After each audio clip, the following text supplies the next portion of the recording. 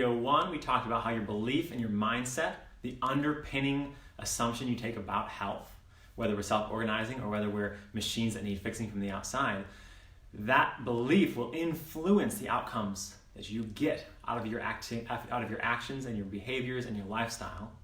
In video 2, we talked about how the mindset and the thoughts and the behaviors all impact our immune system, our nervous system and our brain, and how that brain function and the nervous system function then impacts our immune system and our ability to either heal or our lack of ability to heal. Today we're going to talk about epigenetics, which in a sense is the way that we organize our own destiny.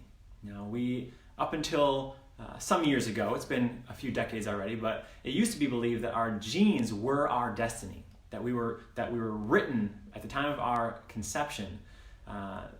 It was written out for us what we would end up experiencing in terms of illness, in terms of potential, in terms of health.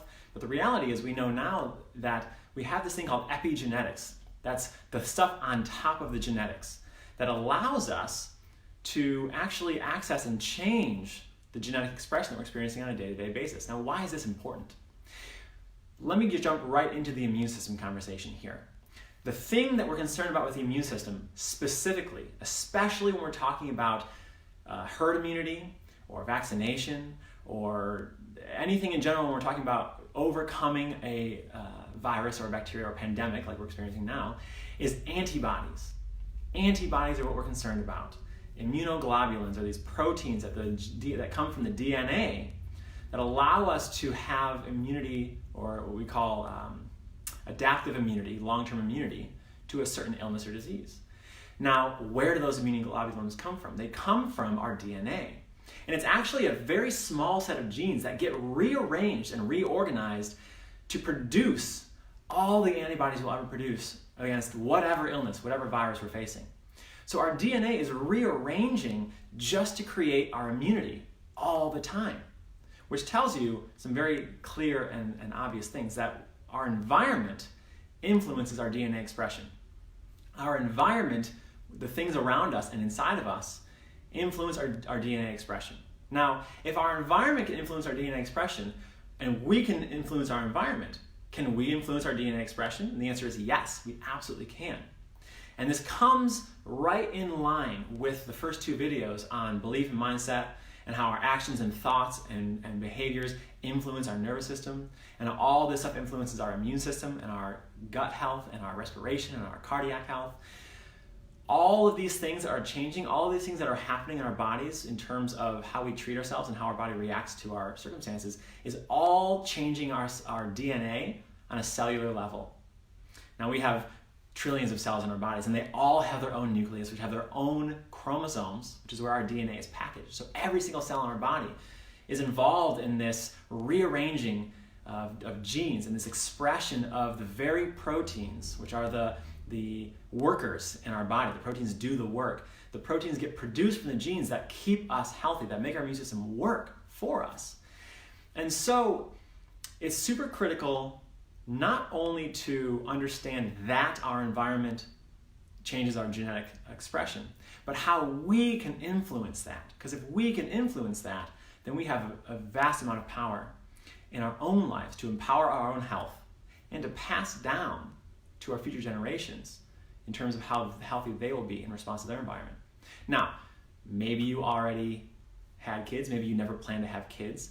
Doesn't matter, you are still involved in this. Because there are actually ways that our genes and our DNA are communicating with the people around us in ways that are far below our awareness. Meaning that when you're out in public and you're interacting with your family and friends and your coworkers and your community, the way your body's expressing health is actually changing and altering and impacting the people around you. So do you want to impact them for the better? Do you want to be neutral? Or do you want to bring it down? Of course, we all want to bring the people up around us. We all want to help raise the vibration and the level of health of people around us and the happiness. We won't go into how that exactly happens. It's enough to know that you and your presence and how your body's functioning actually impacts the world around you in a very real way. Now, I said that you pass this up onto your children, and again, we usually think that you just pass your genes on, these things that are already stable and in place, but the reality is we can pass on epigenetic expression as well. It's been shown a long time ago already at this point in time, it's been, decades since I've heard this study, that they found that in certain populations, I believe this is in maybe Northern Europe, where they have really good records of the health of the population and famines and droughts over time, that generations down the line, specifically in this study it was grandparents to their grandchildren, that the availability of food in the environment and the environmental stressors had an impact on how the grandchildren were expressing their genes, right? But it's not just environment. It's thoughts, beliefs, actions, the words we use. Are we speaking positively or negatively? Are we speaking in a way that supports and uplifts the natural health within us, or are we denying our body's power to be healthy and to fight off illness on a regular basis? Are we speaking in a way that uplifts the people around us, or are we dragging them down? Those kinds of things, literally, it cannot be said any more directly than this. The things we think, say, and do change our DNA on a day-to-day basis. The food we eat, the air we breathe, the amount of time in nature we spend, the environmental stressors we encounter, which a lot of times improves our health and our function in the long term, because stress is something that pushes our body to grow and adapt. Just like when we encounter an illness in our environment, right? It's not about, this whole video series that I'm doing is not necessarily about avoiding illness. It's not about avoiding disease. It's not about avoiding problems in our lives, because we're inevitably going to face illness at some point in time. At some point in time. Some of us will experience it every single year. Some will experience it multiple times a year. Some will experience it once every several years.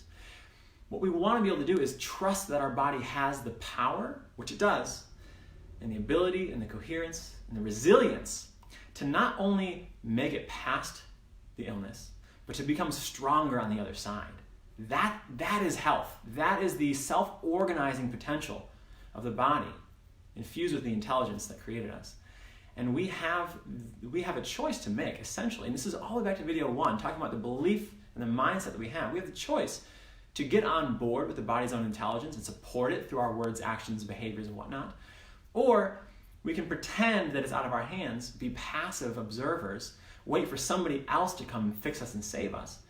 All the while, as that's happening, neglecting to support our bodies, neglecting to uplift and improve our health. And again, it's not going to mean you're going to avoid disease or illness all the time. Do you trust your body when that sickness comes? Are you grateful to the fever and to the snot and to the throw up and the diarrhea? All that stuff that happens, that's your body doing its proper actions to help eliminate the stress and the threat from your body and to improve your immune system for future battles, future encounters with difficult stressors in the future. You don't want to avoid stress. You don't want to avoid conflict for the rest of your life, because then we never learn. We don't become stronger. We don't become more resilient. Do you trust your body? Have you put in the work that allows you to feel confident so that you've tested it? You've built this trust and the confidence. You've invested in your own relationship with your body in a way where you do feel confident, so that you know your thoughts, words, and actions are in alignment with creating the genetic expression that you would choose if you could choose to do so, which you can. That's what we're talking about. It's epigenetics. Are you making the choices that are bringing that level of confidence, right? And in the world around us today, the theme of these videos is that we're facing a level of stress that is greater on a cultural scale, it seems to me, than really ever before in most of our living history, those who are alive today. Because of how much it's impacting our lifestyle, how much fear there is in the media, how much confusion and uncertainty there is, even in the scientific community and amongst us who are scrolling Facebook and looking for answers. And so that level of uncertainty brings fear, it brings anxiety, it brings stress, and those things negatively impact our epigenetic expression. But if we bring confidence, certainty, trust, if we put in the time to communicate with our bodies and connect with our bodies, we're supporting and uplifting the overall genetic expression, the long-term expression of the health that is within us. That's what I'm talking about, is that we are meant to thrive and be healthy. And we can choose to support it or to ignore it. And if we support it, then we're actually changing our genes in a way that makes us healthier, stronger in the long run, into the future, into future generations. And again, even if you're not having kids, you're impacting the people around you by the very vibration that your DNA is putting out into the world around you. And that's not an exaggeration. That's not a metaphor. It's literal. It's reality.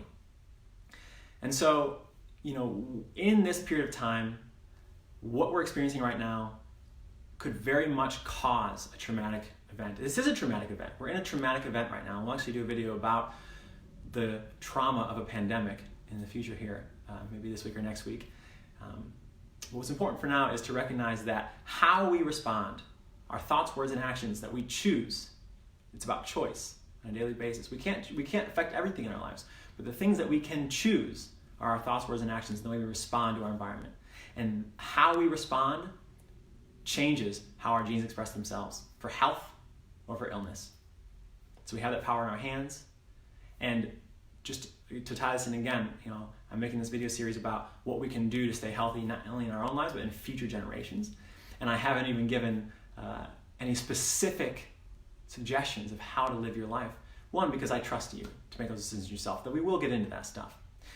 But as I said before, to eat healthy because you're terrified of getting sick, to exercise because you're running away from your fear of illness, means that your actions are based in fear and uncertainty and a lack of trust. And that makes a difference. That makes a big difference. So right action, wrong motive is a very important distinction on a genetic level versus aligning our motive and our belief and our mindset and our goal for ourselves, and then taking the proper action that supports that. That's why we're building this foundation as the weeks go on here.